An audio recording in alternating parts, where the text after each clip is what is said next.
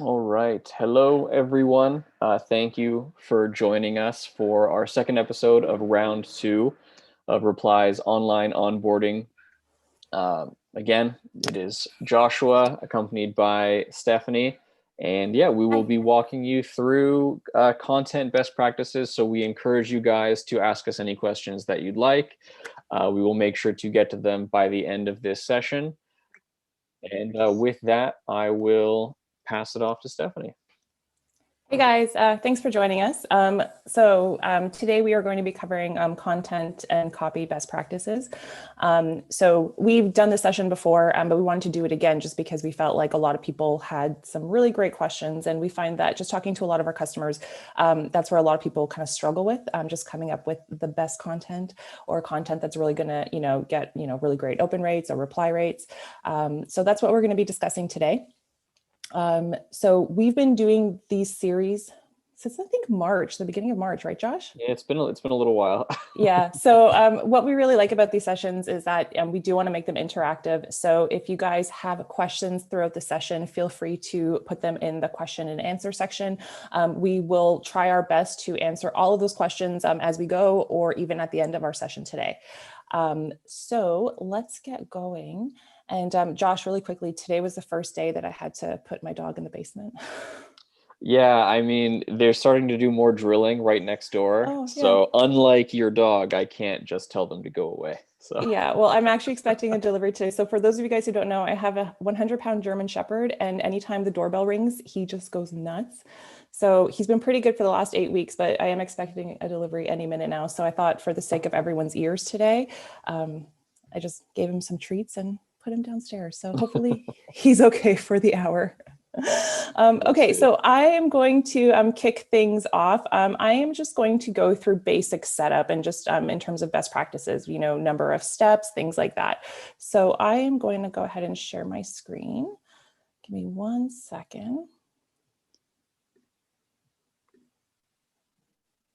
All right. Okay. So this was just a test campaign that I created in my account. So see right here, there's 2 steps. We don't recommend 2 steps. We actually recommend 4 to 6. And the reason that we recommend 4 to 6 steps in a campaign, and we're just talking about emails right now. We're not talking about multi-channel. We will do a separate session for multi-channel. We do recommend 4 to 6 emails per campaign. And the reason is most replies tend to come in after the 3rd or 4th email that goes out. So, a lot of people, they will put all of their blood, sweat, and tears into step 1. They don't see a lot of replies or maybe even opens, and they think, okay, this is not working. We do recommend that you add multiple steps to your sequences and just give it a bit of time to see the results that are going to start rolling in. So like I said, 4 to 6 steps are optimal in a campaign. What you can see right here is I've given a subject line to that step 1, day 1 email. I did not give a subject to step 2. So what this means is that this campaign, as it is right now, is going to go out as a thread style campaign. So when your prospect receives step 1 and they eventually receive step 2, step 2 will be in the same thread. So your prospect can just scroll down and see the previous email that was sent to them. So this works really well. And Josh will get to this more in depth in a few minutes. This works really well in the sense that you can create a campaign or content where you're using each additional step in your campaign to build upon what you may have put in a previous step. So it allows you to not have to reiterate information or repeat it over and over again. So you can just kind of build a story that way. One of the other things that we do recommend when you are setting up your campaign is to utilize A/B testing. So you can do that within your sequence. So let's just say for step 1, day 1, we want to add a B variant. So maybe we want to test the subject line to see what's getting the better open rates. We can just click on add variant right here. And we can just add that B variant right there. So I'm going to go ahead and save this. So what will happen is the platform will randomly split your prospects 50-50. So half will get that A variant, half will get that B variant. Once your campaign is live and emails start to send, you will be able to go into your campaign stats page and see what variant is actually performing better. So in this scenario, if this A variant was getting a 50% open rate and the B variant was getting a 20% open rate, you can always come into your step editor and pause the lower performing variant. That way, anyone moving into that step is now going to get that subject line that's getting a 50% open rate. when you are utilizing A/B testing, we recommend that you test one thing at a time. So you're going to see better results or more accurate results if maybe for step one, day one, you're only testing that subject line. Or if you want to test to see what's getting better reply rates, you can test the content of the emails. So change the content, but leave that subject line the same. Yeah, it just tends to be a little bit more difficult to understand what's performing better if you're testing too many different things at once. So really focus on what kind of stat you want to improve upon first, and then make those changes, see what's good, see what's not, and then move on to the next stat that you find of importance.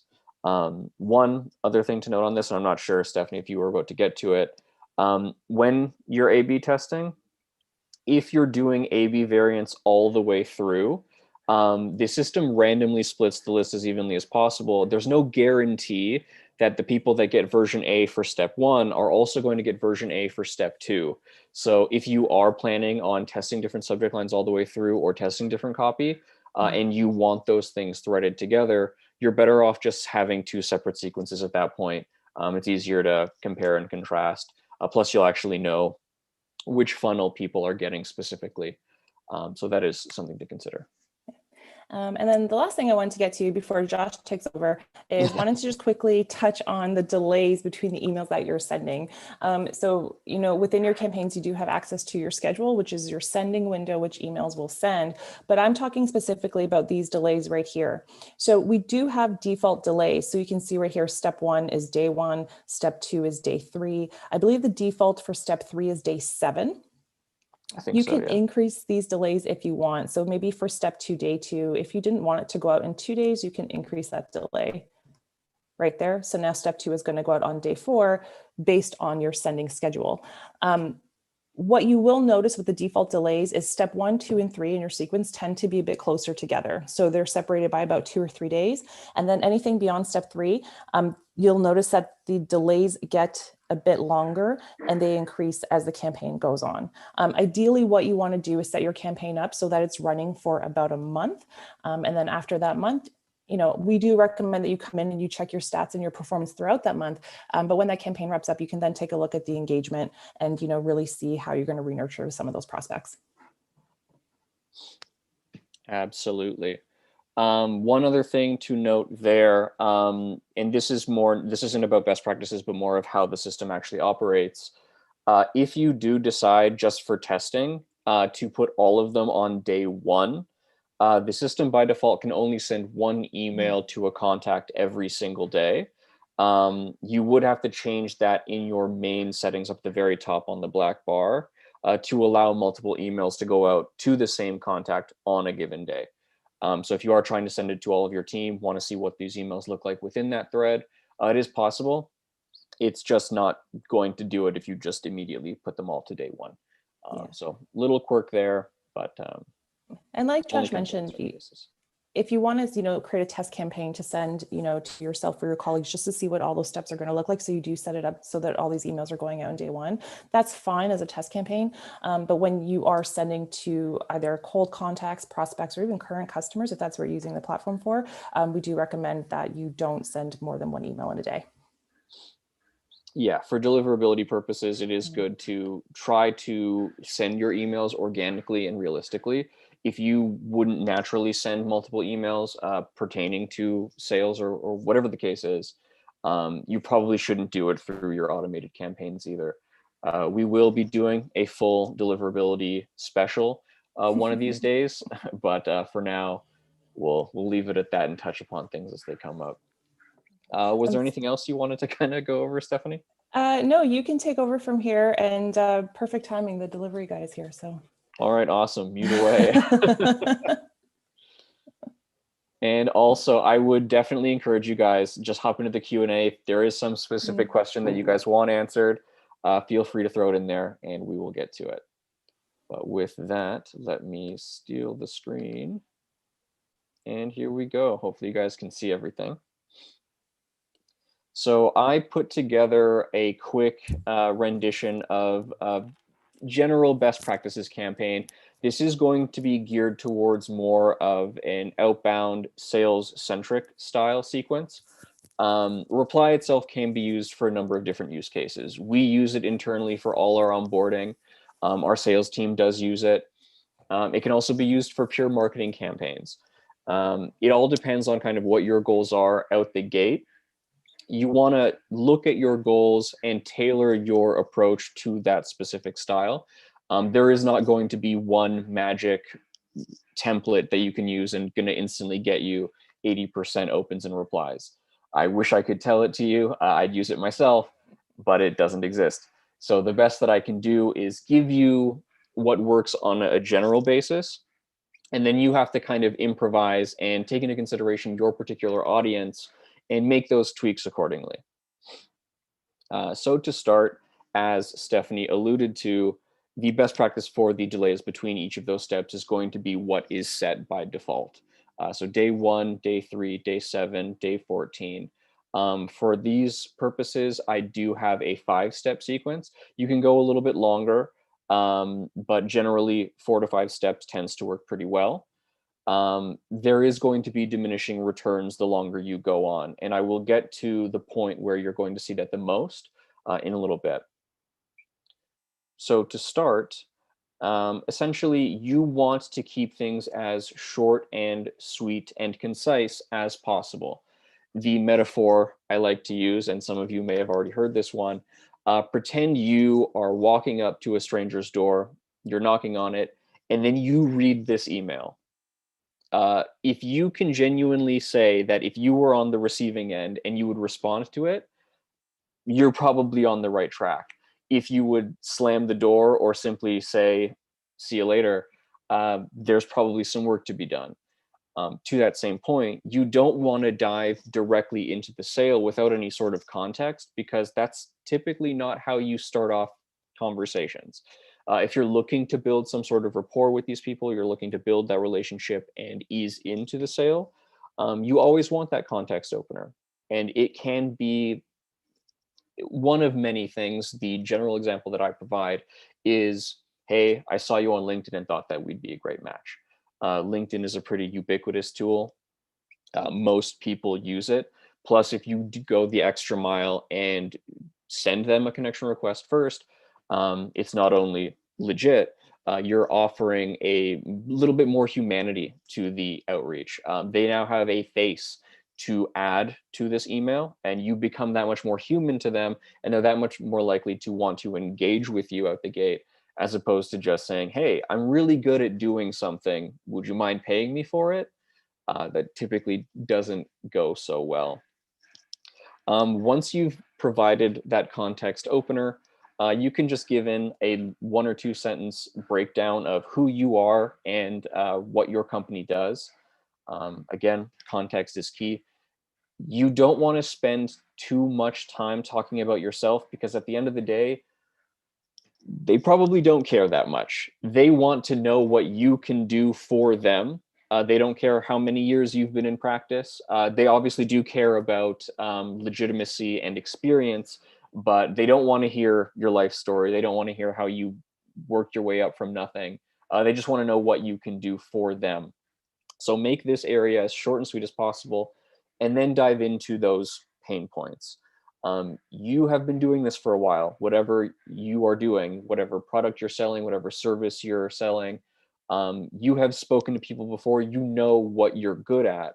So you want to draw attention to your strengths, and by asking them questions about how they're dealing with a particular issue or obstacle, you are drawing their attention to areas that they can improve upon. You're not going to say immediately that you're going to solve them all. You're just drawing their attention to them. And then in your call to action, you can say, hey, if you'd like to discuss this, I'd be more than happy to talk about it. In your follow-up steps is going to be where you add in all of that extra detail and actually address specifically how you're going to solve the issues that you've brought up. And I love that, we're encouraging people to ask questions. So whether it's about a potential pain point or whatever the case may be, asking a couple of questions in an email, it works really well to elicit a response or kind of create a dialogue with that prospect. So if you think about it, especially if you're sending cold emails. So these are people that you've never spoken to before. They may they probably don't know your name. Maybe they haven't heard of your company before. So if you're just diving in with kind of a sales pitch, it could be a bit off-putting to people who don't know you. Asking a couple of questions in that email, like I said, it elicits a discussion. So we had a customer who, for his campaigns, he has 2 to 3 questions in there and does exactly what Josh is saying right now. So he asks about potential pain points. And what it does for him is he got a 67% reply rate, but on top of that, it opened up a dialogue so he could learn more about their business, the pain points that they're kind of experiencing. And from there, he can also decide, hey, maybe they're a good fit for me, maybe they're not.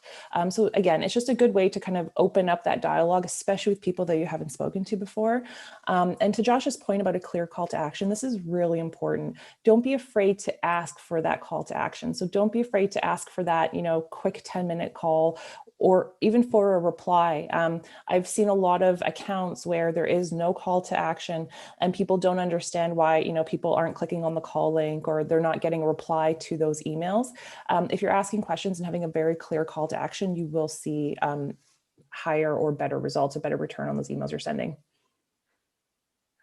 Absolutely. Sorry, I'm just responding to one of our Q&A questions here.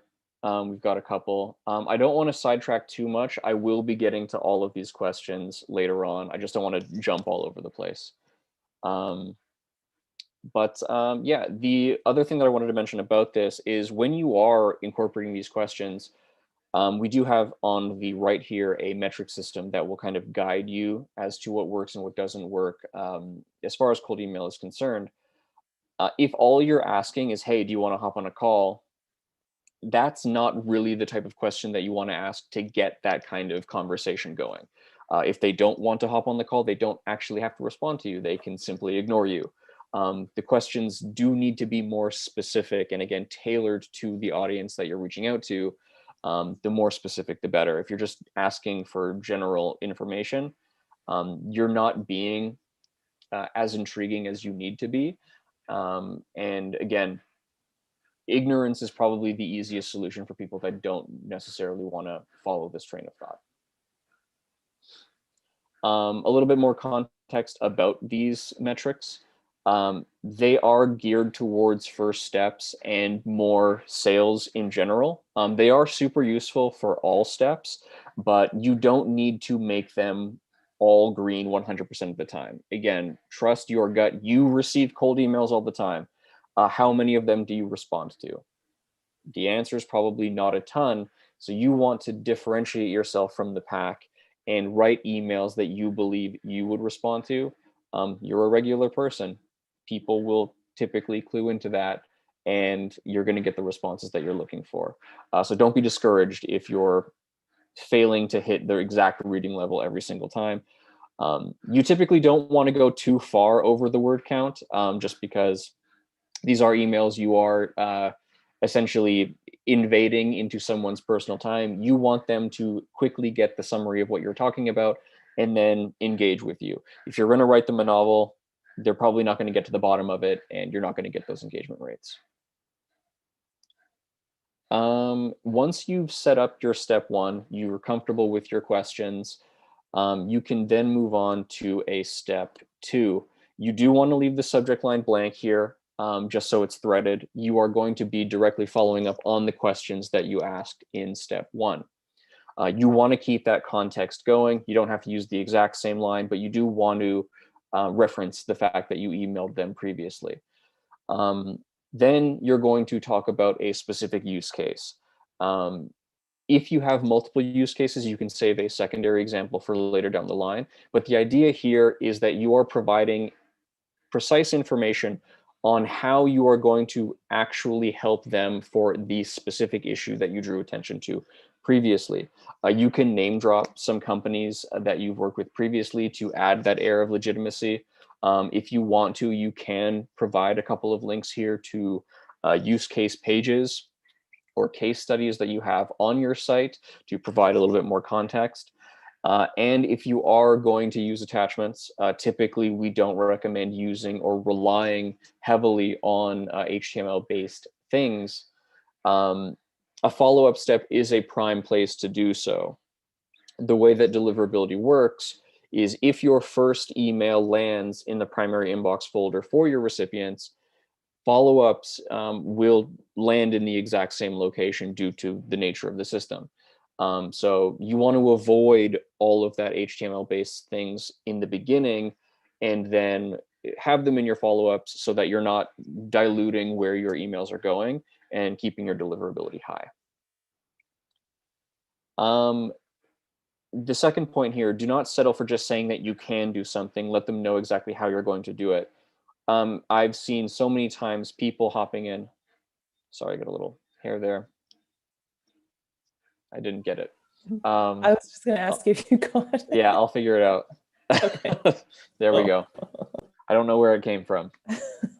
But yeah, you don't want to just settle for saying that you can do something. Everyone says that they're the best thing in the world, but unless you can back it up, there's no real reason for your audience to actually believe what you're saying.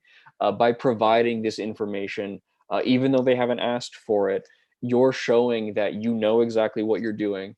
You're willing to back it up, and you're confident enough to provide this information without asking for anything in return. Going back to the earlier point about providing any extra attachments or article links, if in our case, for Reply, we're offering this information to you completely for free. We also provide links to articles just about best practices in general. We are confident in our knowledge and understanding of what we do, that we're going to just give it to you to help you guys out and understand the platform to the best of your ability. And by doing a similar thing, it's going to prove results. And again, as usual, you want that clear call to action. You want to make sure that you are drawing attention to exactly what you want them to do on each step. If you're just giving them information and then leaving it at that, they don't necessarily know what to do with it. Keep those questions coming. Tell them what you want them to do, whether it be book a call, click on this link, whatever. Make sure you keep that consistent in all of your steps. And if you have a Calendly link, throw that in there. Cut out the middleman so they don't even have to respond. They can just quickly book that call. Stephanie and I get calls all the time, and we may not necessarily know what they need to talk about before we actually hop on with them. Usually not, no. So while it can be a little bit of a, not a frustration, but a little bit anxiety ridden, getting all these calls, not knowing exactly what you're doing going in, better to have your calendar booked and you can kind of improvise from there than having to wait on those actual responses. Ease of use is going to be the best thing that you can do. Make their life as simple as possible, give them the information they need, and give them the tools that they need to engage with you. And just kind of circling back to when you were talking about use cases in a follow-up email, or even a really short case study. Let's just say that, your company, maybe you had a specific client, you don't have to mention their name, but, maybe your company or you have been able to help them to increase productivity by 35%. Don't be afraid to put that number in there.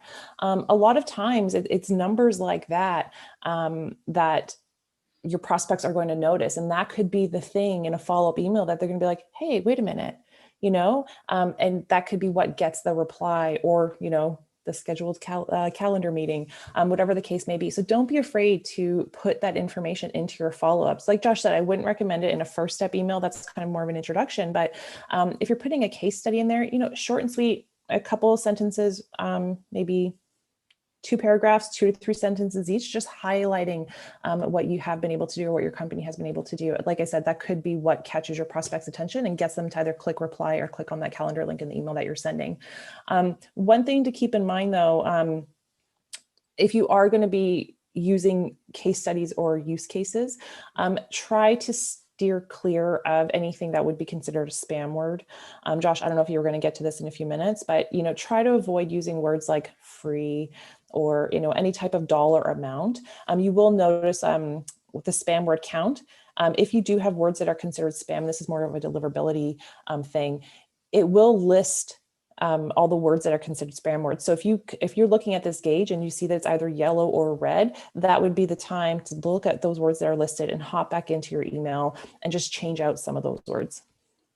Yes, and to that same point, if you look at the example here, it says that call is considered a spam word. This does not refer to deliverability. You are not going to land in spam necessarily because you're using these words. It's more of how you're going to be perceived. Call, everyone asks for calls as their call to action. That's why, because this is comparative in nature, it got flagged as a spam word. The point that we're trying to make is do not overuse this terminology. If you're really relying on the fact that you're giving something away for free to get that engagement, without offering anything else or any other details, there's probably room for improvement as far as your copy goes. So we're trying to move you away from the typical archetypal emails that you see incoming and more towards customized, unique messaging at scale. Unique and at scale tends not to work in conjunction, but through reply, we have a number of different ways to make them sound unique, even though these are going out to a larger audience. I hope that makes sense. So let's move on to the step 3 here. And as you can see from the bullet points that I've provided, I am aiming to send a completely different message with every single step. In step 1, I'm asking those probing questions. I'm introducing myself. In step 2, I'm providing a little bit more detail. I'm giving them the how as to what I'm going to help them with, as opposed to just base knowledge. For step 3, this is what I call the FAQ section. If you have commonly asked questions, things that come up regularly, you want to get ahead of the curve and address those things here. Sometimes there are going to be people that are on the fence, and whether you bring up maybe pricing or perceived bonuses, that could be the little extra kick that they need to hop on over to your side and actually start engaging with you. The kind of bullet points say it all, and feel free to take screenshots if you will. The idea here again is to provide the information without asking for it.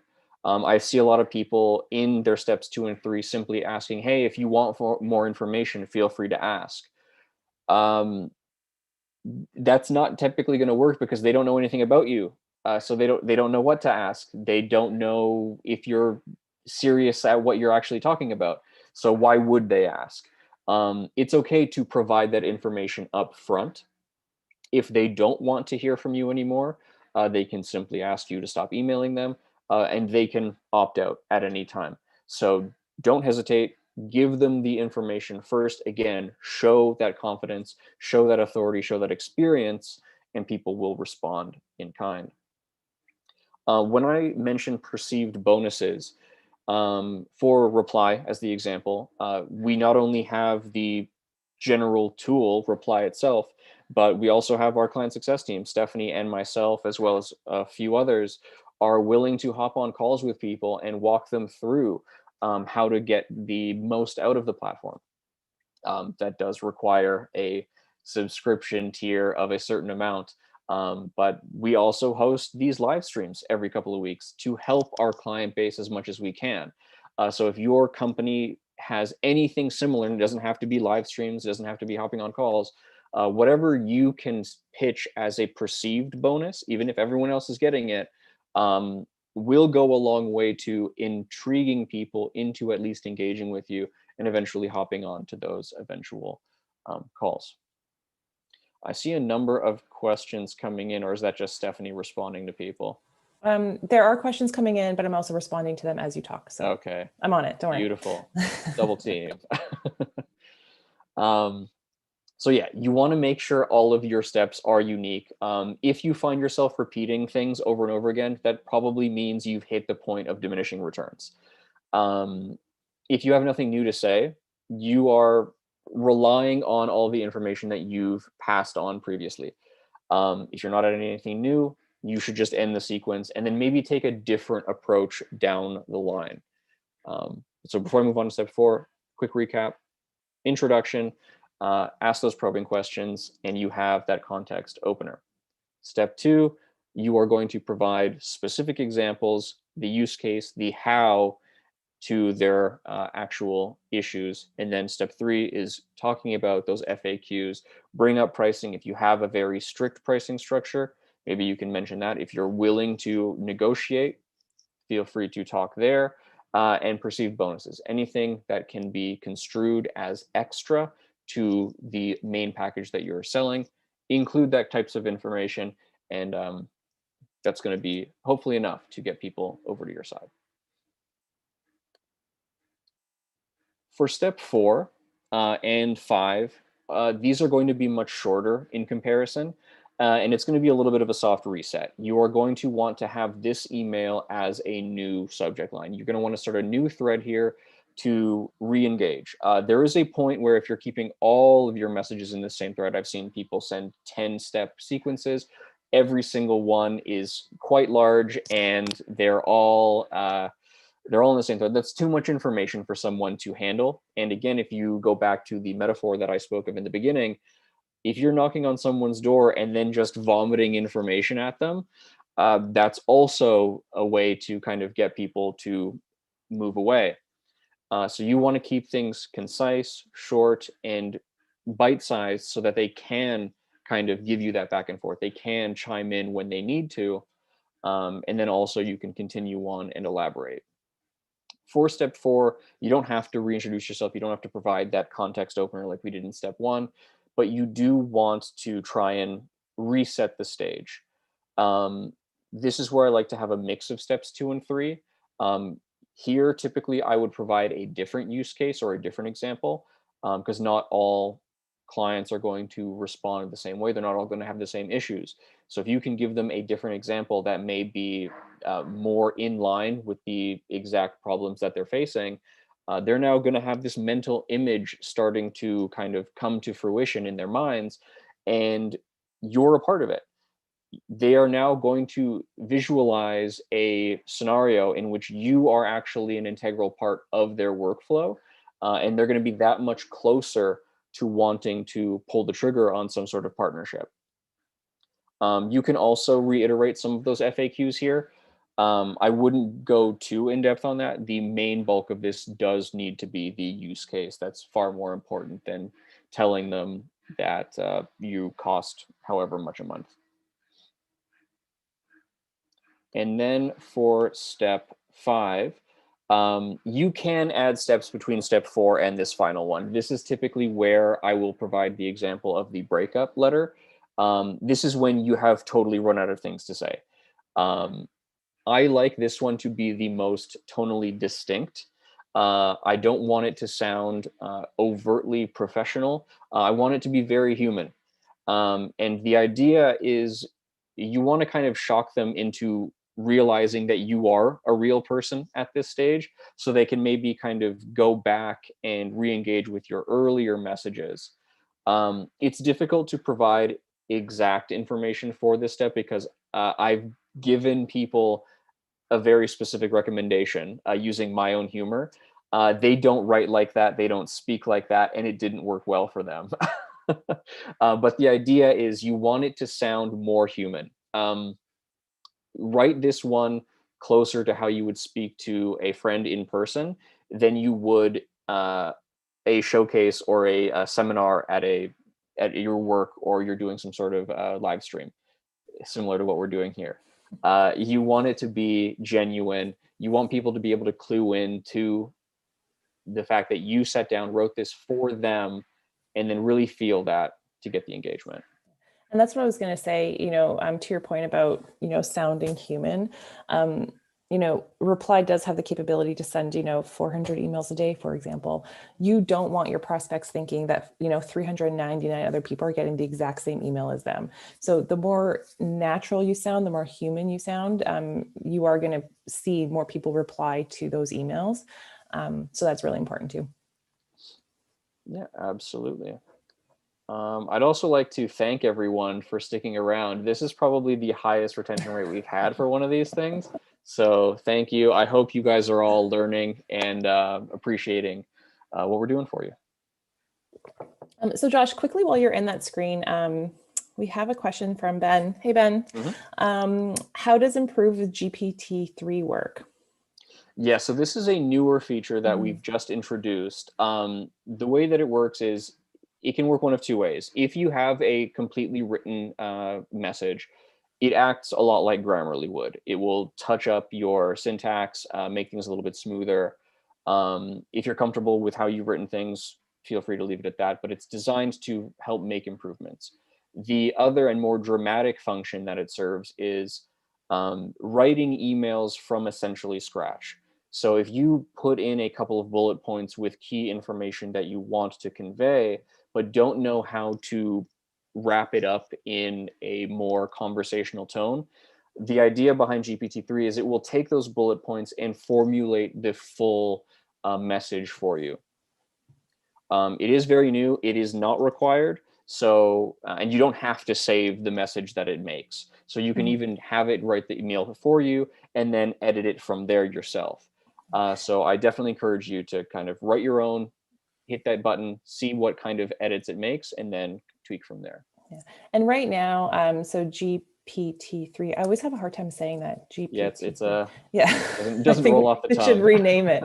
Anyway, right now it is free. So it will be moving to a paid feature in the future. But while it's free, it is available in all of our customers' accounts. I would recommend just even testing it out as it's free. See if you like it. See if those changes that it does populate, if you feel like it sounds conversational, it sounds like you, it sounds natural. I would definitely recommend testing it out right now.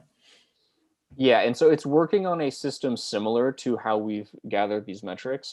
It is looking at campaigns that we're running from Reply.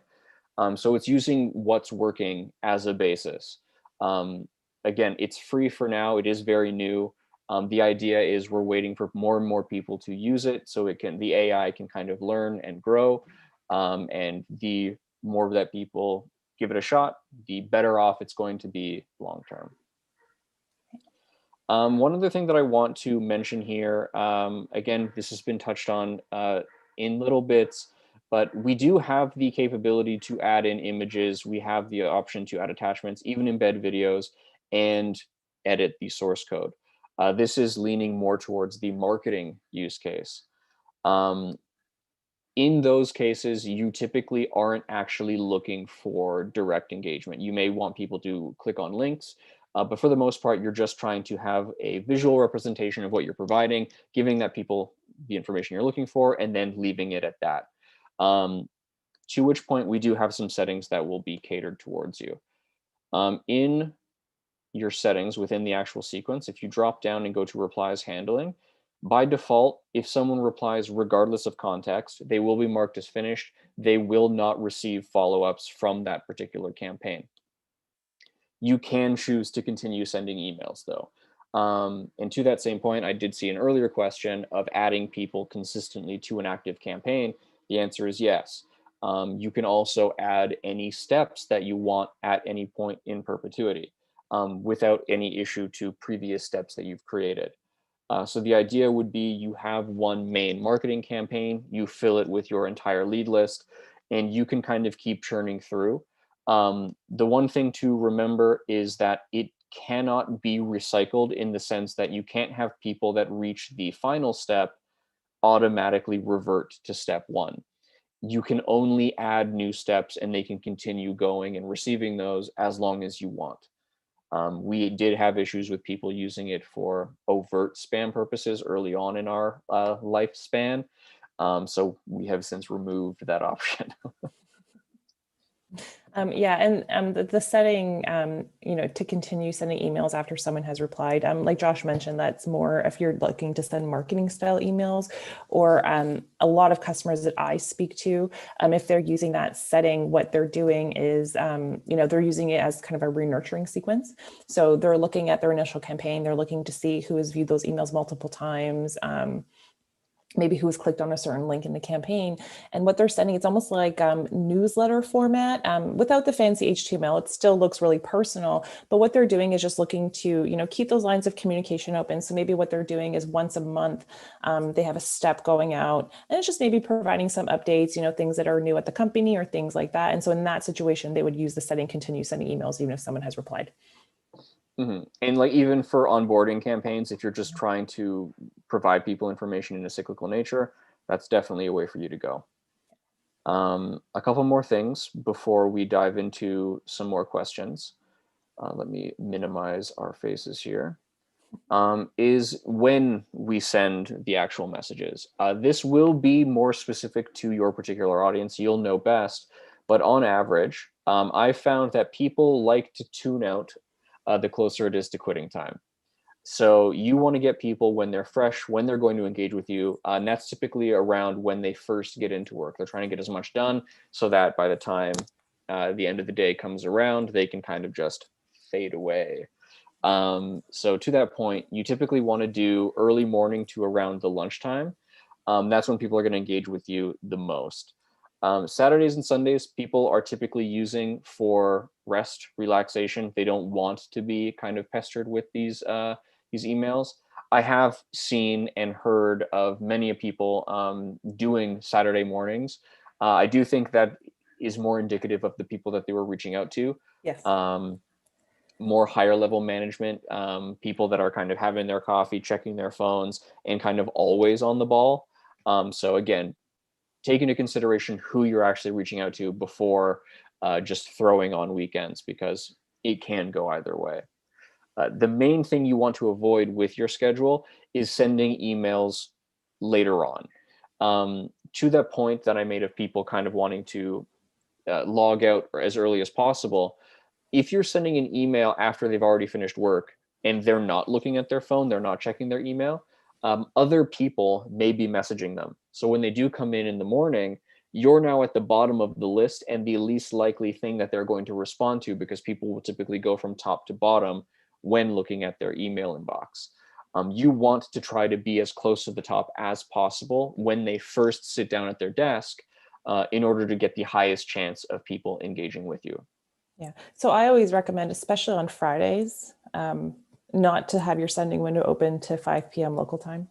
The last thing that you want is an email landing in someone's inbox at 4:55. Odds are, like Josh said, they're probably checked out for the day. They're getting, especially now that it's getting warmer, they're looking forward to the weekend. So the last thing you want is, they may open that email at 4:55 when that email comes in.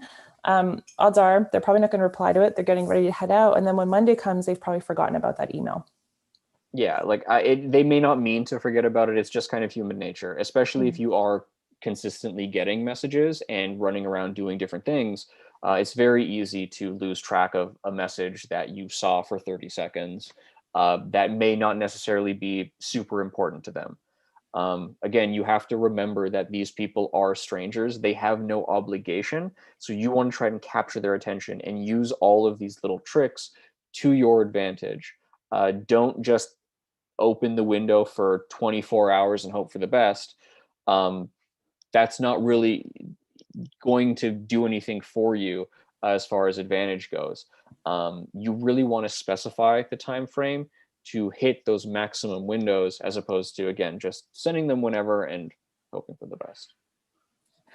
Josh, we do have a question here. Mm-hmm. It's from Brett. Hey, Brett. What step would you use Vidyard video emails? All right, perfect. So let's. So I know George, our colleague in the sales department, he likes to use Vidyard videos. Yeah, so I touched on this briefly earlier. Any sort of external factor, so anything that's not plain text, should be saved for at least step 2. Personally, I would probably wait until step 3, because you don't want to overwhelm people. Another point that we made earlier was you want people to have a very precise call to action. If you're going to embed a video, the video is going to be the main thing you want them to focus on. So don't have any other links or external options. You want all of their attention to be on the one thing. If you have like 7 different articles that you're sending them, they might not click on any because they're overwhelmed with the choice and they're not entirely sure what to do with it. So I would typically put them in step 3, but at worst, or I'm not sure which word to use there, but yeah, I guess at worst you would want to include them in step 2 because of the deliverability. As long as step 1 has landed in the primary inbox, step 2, if it is in the same thread, should be fine as far as deliverability goes. Yeah, I agree with you on that one. I also wouldn't rely too heavily on them. Like, don't include multiple videos like in different campaigns or different steps, just because, and I've touched on this previously, and we'll probably do so again in the deliverability call, but the more external factors you include in any given step, the less likely the email is to land in that primary inbox. And this sort of slow degradation effect can persist through multiple sequences.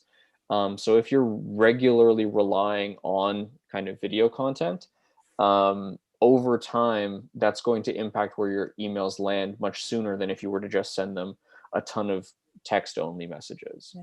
And I think video works in the same way that we talked about earlier with like a use case or a case study. Like that could be kind of the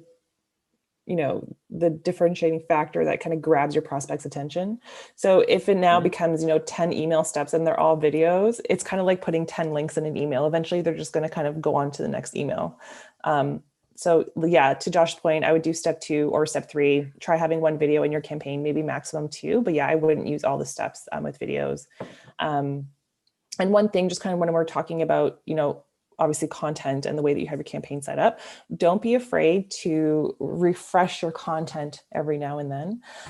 So you may have a campaign that you create and it's fantastic. You're getting great opens, great replies, you're closing deals, you're converting people. Don't be afraid to switch up that content a little bit from time to time. The thing with, when you start getting emails, I mean, I know for me, and maybe it's because Josh and I, we work here, but I can pick out a cold email essentially from reading the subject line.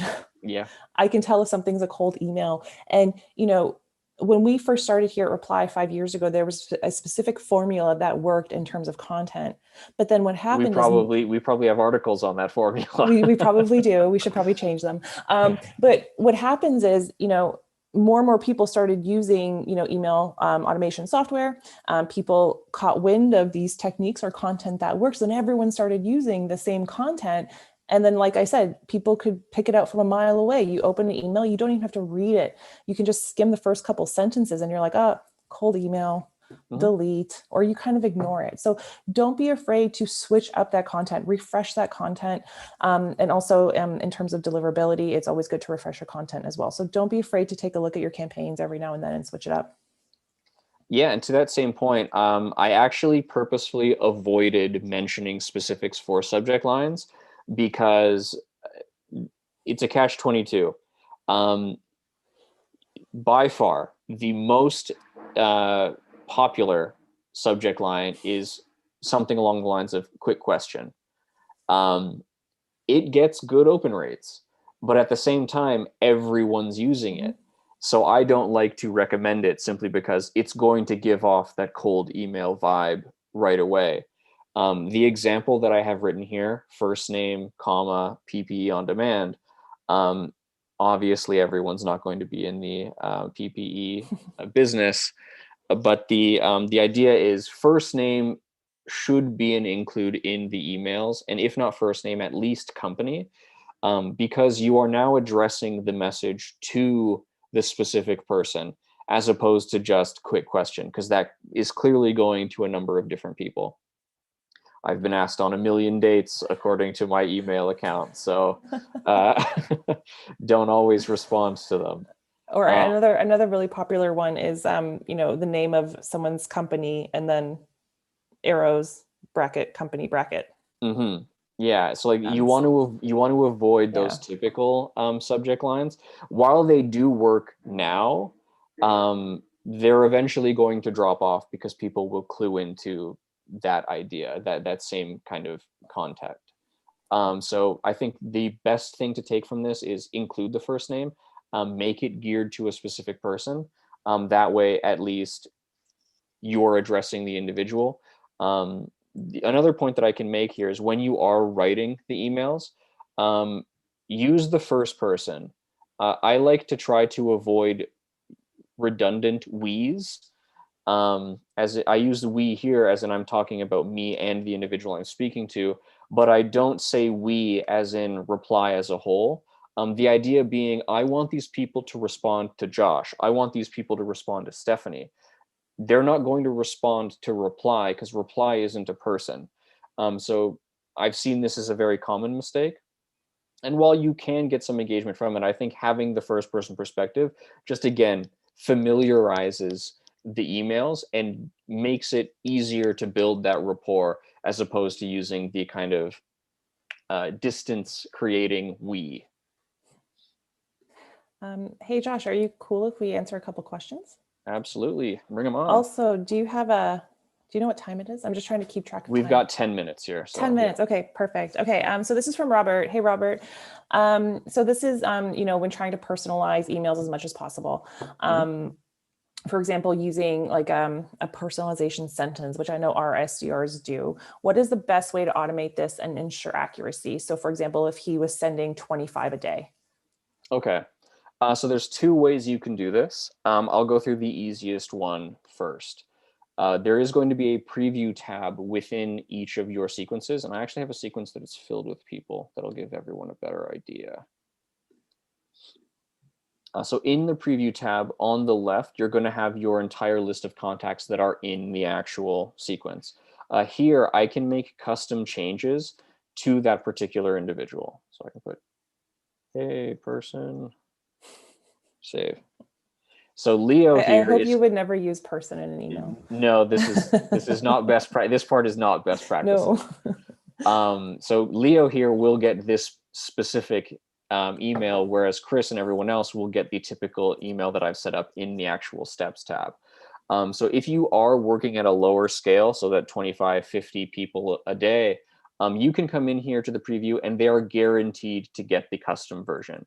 If you don't like the version that you've created, you can always hit that little arrow and it will go back to whatever was in the steps.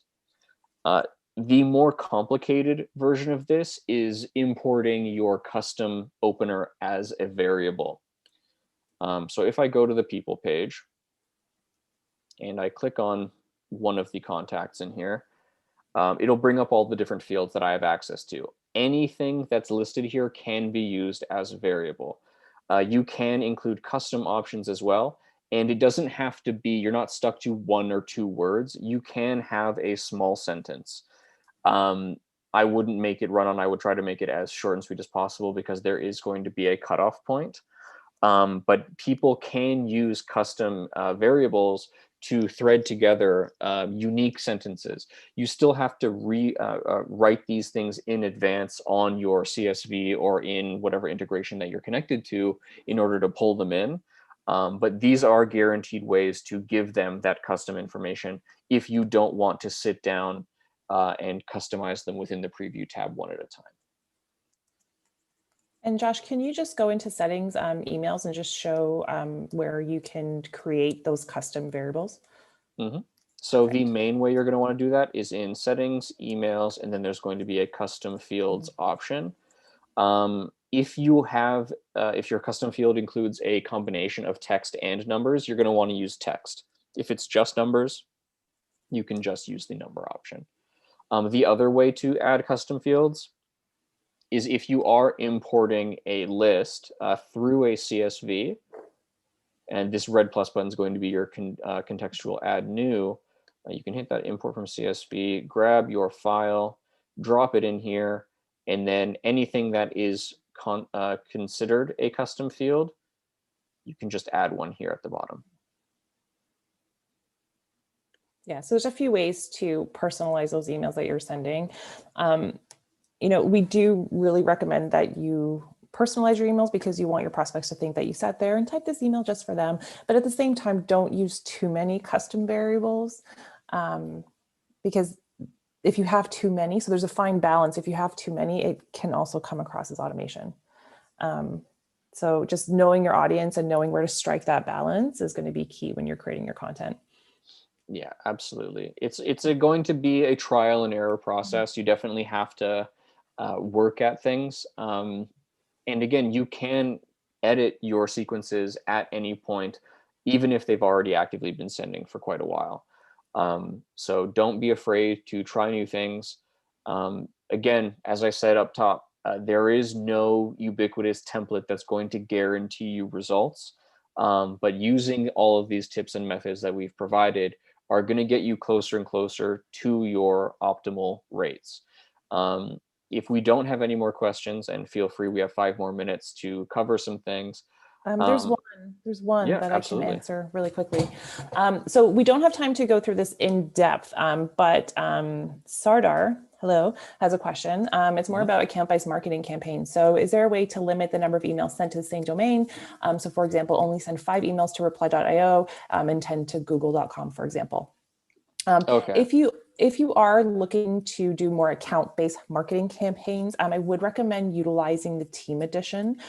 You can turn on team edition even for single user accounts. There are some account-based marketing settings within team edition. So like I said, unfortunately, we don't have time to kind of do a run through of team edition right now. I would recommend just going to reply.io, going to our support page. There are a ton of articles on team edition, but some of the key settings when it comes to account-based marketing is you do have the option. So if you are sending, campaigns to, 10 people at one company, you do have options such as, pausing all the prospects at that company if one person from that domain replies to you.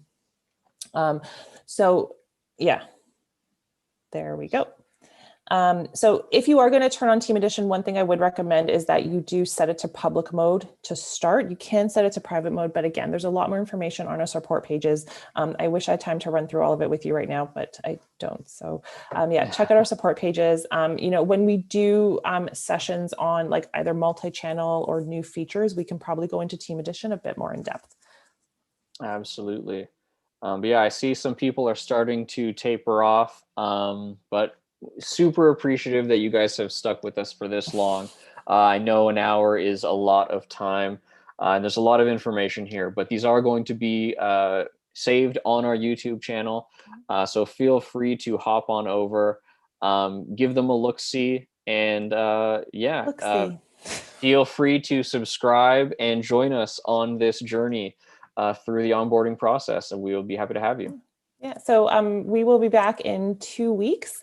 It's probably going to be either on integrations or multi-channel sequences.